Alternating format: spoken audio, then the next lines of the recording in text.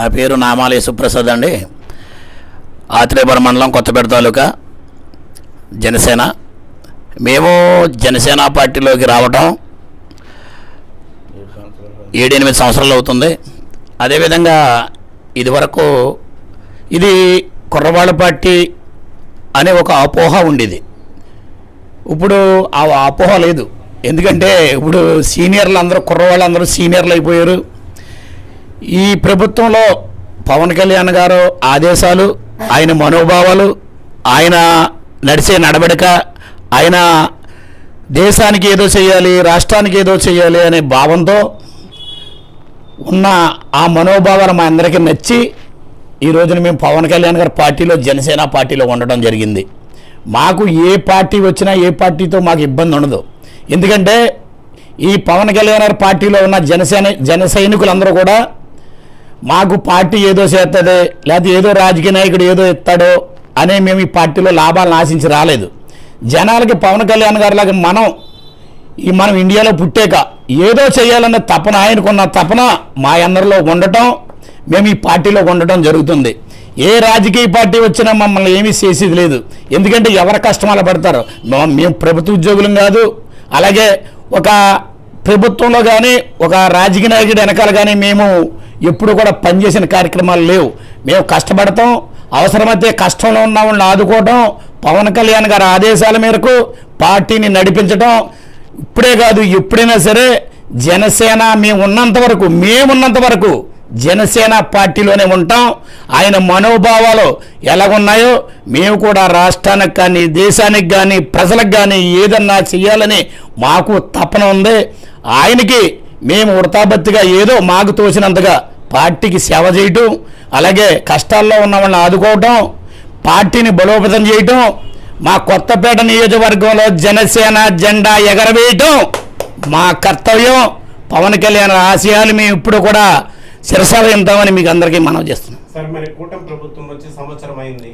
ఈ సంవత్సర కాలంలో ఇచ్చిన హామీలు ఏ విధంగా అమలు అవుతా ఉన్నాయి? మెయిన్ కూటమికి పవన్ కళ్యాణ్ గారి పిలుపు మేరకు రాష్ట్ర ప్రజలు, అన్ని వర్గాల ప్రజలు కూటమికి మద్దతు ఇచ్చి గెలిపించారు. మరి దీనికి ముఖ్య కారణం ఏంటంటే మెయిన్ అభివృద్ధి. ఇటు పవన్ కళ్యాణ్ గారు, ఇటు చంద్రబాబు నాయుడు గారు, వీరిద్దరు కలయికలో అభివృద్ధి జరుగుతుందని వాళ్ళు ఆశపడి గెలిపించారు. మరి ఆ దిశగా ఎలా జరుగుతుంది చెప్పండి. ఆల్రెడీ 1 by 1 జరుగుతున్నాయండి. ఎందుకంటే మేము ఎమ్మెల్యే గారిని, అలాగే మా ఇన్ఛార్జ్ బండారు శ్రీనివాసరావు గారిని కూడా రాలిగ్రామం వచ్చినప్పుడు మా ఎజెండా ఒకటే, ఏమండి గత ప్రభుత్వంలో ఎన్నో హామీలు ఇచ్చారు, రాలికి బిజ్జి కడతాన్నారు, వంతుని ఇరికైపోయింది, ఇది పుణ్యక్షేత్రం, జగన్మోహన్ కేశవస్వామి ఉన్నారు, అలాగే వాడపి నుంచి భక్తులు కూడా రోజుకి వేలాది మంది మా రాలిగ్రామం వస్తున్నారు. మాకు మన పరిపాలనలో రోడ్డు కానీ, ఒక బిజ్జి కానీ, ఒక వాటర్ ట్యాంక్ కానీ ఇలాంటి ఇంకా కట్టించి బాగా అభివృద్ధి చేస్తే మీ పేరు చిరస్థాయిగా ఉండిపోతుంది సార్, కూటమి ప్రభుత్వం పేరు అని మేము ఎమ్మెల్యే గారి దృష్టికి తీసుకెళ్ళడం జరిగింది.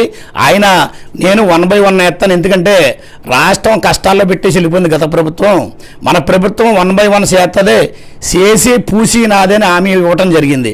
1 by 1 ఈ పుస్తకాల లోపల రోడ్డు కానీ, అలాగే వచ్చే సంవత్సరం కానీ, అలాగే ఇంకో 5-6 మాసాలు ఎక్స్ట్రా అయినా కానీ మాకు వంతిని కానీ వేస్తానని, అలాగే ఒక కళ్యాణ మండపం కానీ కంపల్సరీ నేను కట్టి తీరుతానని బండారు సత్యానందం గారు, అలాగే బండారు శ్రీనివాస్ గారు పట్టుదలతో మాకు హామీ ఇవ్వడం జరిగిందండి.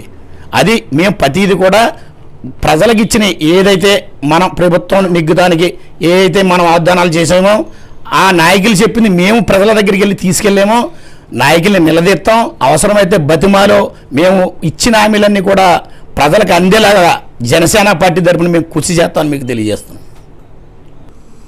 నేను 7 సంవత్సరాల పైన అండి దీంట్లో చేరి.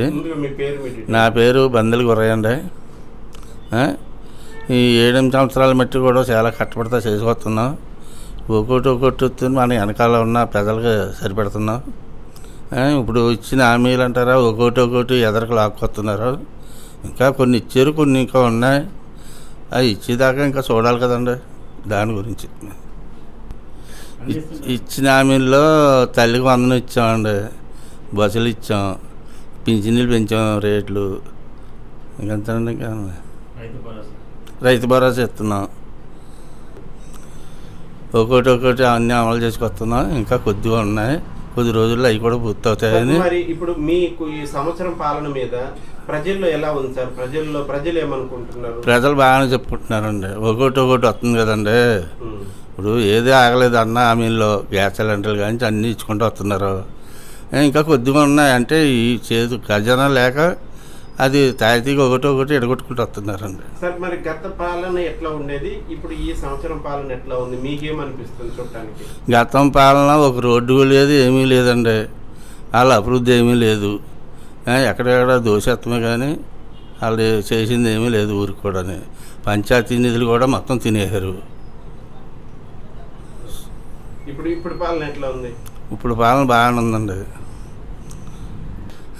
మాటలకి మమ్మల్ని రావండి నాకు. ఆ పవన్ కళ్యాణ్ గారు చంద్రబాబు నాయుడు కూడా జోడి ఎద్దుల్లాగా పనిచేస్తున్నారండి. చాలా బాగా చేసుకుంటూ వస్తున్నారు. నా పేరు మద్దూరు రామకృష్ణ అండి, ర్యాలీ. నేను పవన్ కళ్యాణ్ గారు పార్టీ పెట్టినప్పటి నుంచి కూడా పార్టీకి రావాలి. పవన్ కళ్యాణ్ గారు అంటే మాకు చాలా ఇష్టం. ఆయన వ్యక్తిత్వం గురించి మాకు బాగా తెలుసు కాబట్టి ఆయన అంతవరకు సాయం చేస్తున్నారు. మేము కూడా ఎంతోగానో సాయం చేయాలని పార్టీలోకి వచ్చాం. ఆయనతో పాటు నడాలనుకున్నాం, నడిచాం. వాళ్ళు ఎన్ని సీట్లు తీసుకున్నారన్నది కాదు, 21 సీట్లు తీసుకున్నా ఎన్ని తీసుకున్నా ఆయనతోనే నడాలనుకున్నాం, ఆయనతోనే నడుస్తున్నాం. ఈ లోపల వైసీపీ వాళ్ళు ఎన్ని కిందలు పెట్టా మీకు సీట్ రాదు మా దాంట్లోకి వచ్చామన్నా సరే మేము పవన్ కళ్యాణ్ గారు అంటే ముఖ్యం, మాకు రాష్ట్ర భవిష్యత్తు గురించి ముఖ్యం. ఆయన ఏం చేసినా మాకు పర్వాలేదని చెప్పేసి ఆయనతో పాటు నడవాలని అనుకున్నాం. పోలవరం ప్రాజెక్టు కూడా ఆగిపోయింది. అప్పుడు ఆ పోలవరం ప్రాజెక్టు పూర్తి చేస్తున్నారు. అమరావతి కూడా ఎటుగాని రిజర్వ్లో పెట్టేశాడు జగన్. ఇప్పుడు ఆ అమరావతి కూడా మన వాళ్ళు ఒకటే చేశారు, కన్ఫర్మ్ చేశారు. ఆ అమరావతి పనులు కూడా పూర్తవుతున్నాయని మొదలుపెట్టారు. మాకు యువత కూడా ర్యాలీలో కూడా ఎక్కువగా పాడైపోతున్నారని చెప్పేసి ఈ యువత కూడా పాడు చేసిన కూడా వైసీపీ ప్రభుత్వమే. ఆ యువత కూడా ఇప్పుడు చాలా లా అండర్ చూసి మొత్తం అన్నీ బాగున్నాయి. ఇది వరకు కూడా లా అండర్ అసలు బాగలేదు. ఆ లా అండర్ కూడా ఇప్పుడు కంట్రోల్లో ఉన్నాయండి. మాకు అన్ని పనులు కూడా ఒకటి బాగా జరుగుతున్నాయి. అన్నీ ఇద్దరు పరిపాలన కూడా బాగా చేస్తున్నారండి ఒకరికొకరు అనుకుని. నా పేరు ఫణీంద్ర కుమార్, మాది కొత్తపేట కాన్స్టిట్యున్సీ, ఆత్రేయపురం మండలం ర్యాలీ గ్రామం. నేను దగ్గర 2017 నుంచి కూడా నేను పార్టీలో యాక్టివ్గానే ఉన్నాను. నన్ను పార్టీ గుర్తించి 2020లో క్రియాశీల వాలంటీర్ కింద నన్ను పార్టీలోకి తీసుకున్నారు. అప్పటి నుంచి ఇప్పటి వరకు కూడా నేను పార్టీలో వాలంటీర్గానే వర్క్ చేస్తాను. సార్ ఇప్పుడు మరి ఈ ప్రభుత్వం వచ్చిన తర్వాత మెయిన్ ఈ ప్రభుత్వం కూటమికి ప్రజలు మద్దతు ఇచ్చింది ఉద్యోగాలు, ఉపాధి అవకాశాలు, అభివృద్ధి గురించి. మరి మీ ప్రభుత్వం వచ్చిన తర్వాత మరి ఆ దిశగా ఏం పనులు చేసింది? మా ప్రభుత్వం వచ్చి గత 16 నెలల నుంచి గవర్నమెంట్ వచ్చింది. అప్పటి నుంచి కూడా రీసెంట్గా మెగా డిఎస్సీ తీశారు, అలాగే కానిస్టేబుల్ పోస్టులు తీశారు.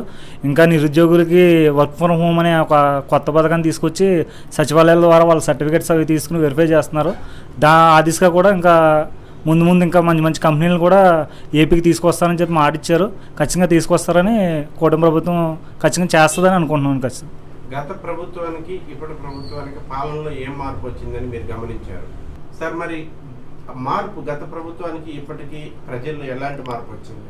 గత ప్రభుత్వంలో అయితే యువత అంతా కూడా చాలా మిస్బిహేవ్గా రకరకాలుగా చెడు అలవాట్లకి వ్యసనాలకి బాగా బానిసలు అయిపోయారండి. ఇప్పుడు ఈ కూటమి గవర్నమెంట్ వచ్చిన తర్వాత లా అండ్ ఆర్డర్ విషయంలో చాలా స్ట్రిక్ట్గా ఉంటున్నారు.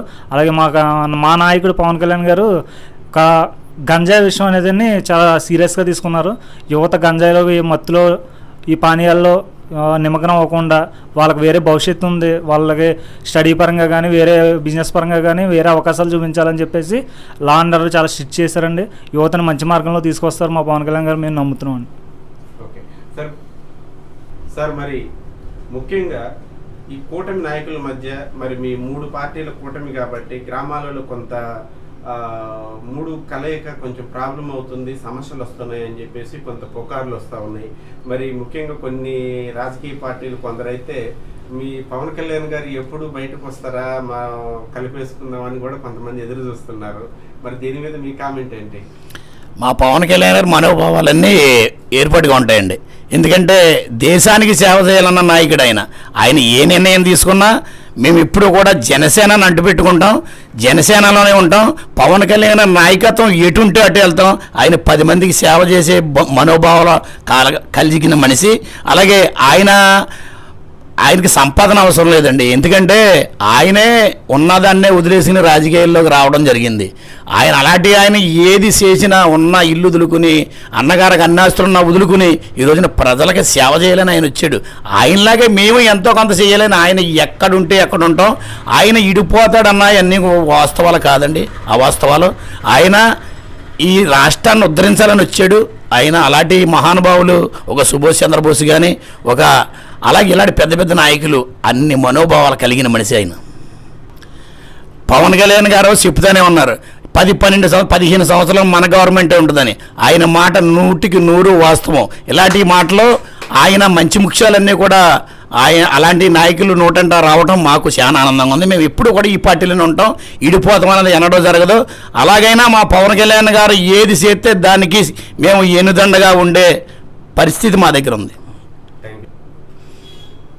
రాష్ట్ర ప్రజలందరికీ కూడా వినాయక చవితి శుభాకాంక్షలు. అలాగే మా నాయకుడు పవన్ కళ్యాణ్ డిప్యూటీ సీఎం కొన్నిదెళ్ల పవన్ కళ్యాణ్ గారు పుట్టినరోజు అడ్వాన్స్గా శుభాకాంక్షలు తెలుపుతూ రాలి గ్రామానికి.